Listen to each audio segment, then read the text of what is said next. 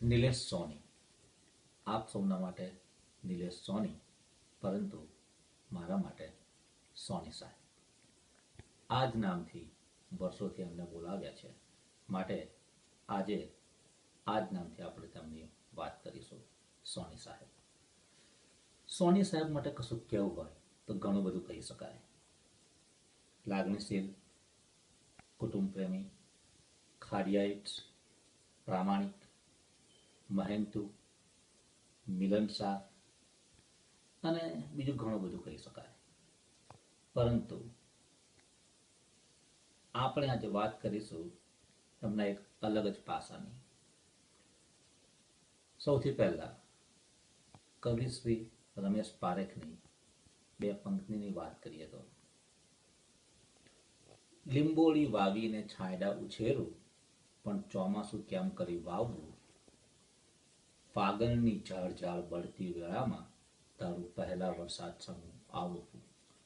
ફરી એકવાર કવિ શ્રી રમેશ પારેખની આ બે પંક્તિઓ. લીંબોળી વાવીને છાંયડા ઉછેરું, પણ ચોમાસું કેમ કરી વાવવું, ફાગણની ઝાડ ઝાડ બળતી વેળામાં તારું પહેલા વરસાદ સમૂહ આવવું. કોઈ પોતાના પ્રિયતમની રાહ જોતું હોય અને પ્રિયતમ આવતા જ તેને જે આનંદની લાગણી થાય, એવું જ કંઈક લાગતું વળગતું છે સોની સાહેબ માટે. તેમના આવવાથી તમને મજા આવે. માટે મારે જો સોની સાહેબ માટે કશું કહેવું હોય તો ખૂબ જ ટૂંકાણમાં પણ સચોટ રીતે ચોક્કસપણે એટલું કહી શકાય કે સોની સાહેબ એટલે મજાનો માણસ. સોની સાહેબની હાજરી જ્યાં હોય ત્યાં તમને મજા પડે. અમારી સન ફાર્માની ગંભીર સેલ્સ મીટિંગ ચાલતી હોય, કે પછી નહેરુનગરની કેટલી પર ચાની ચુસ્કીઓ માણતા હોઈએ, કે પછી રાયપુર ખાડિયામાં કોઈ ડૉક્ટરનો કોલ કરતા હોઈએ, કે પછી મંથ એન્ડિંગમાં કોઈ સ્ટોકિસ્ટના ત્યાં ઓર્ડર લેવાની માથાકૂટ કરતા હોઈએ, જો સોની સાહેબની હાજરી હોય તો તમને મજા આવે. તેમના આગમનની સાથે જ વાતાવરણમાં તાજગીની એક લહેર દોડી જાય. અને વાત આટલેથી જ અટકતી નથી.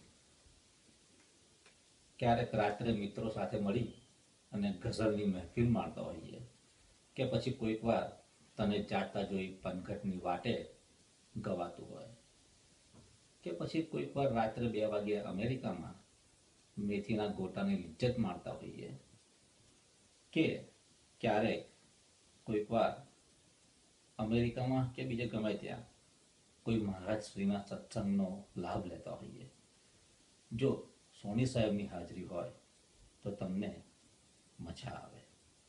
અને માટે સોની સાહેબ એટલે મજાનો માણસ. એ ચોક્કસ તમને મજા કરાવે.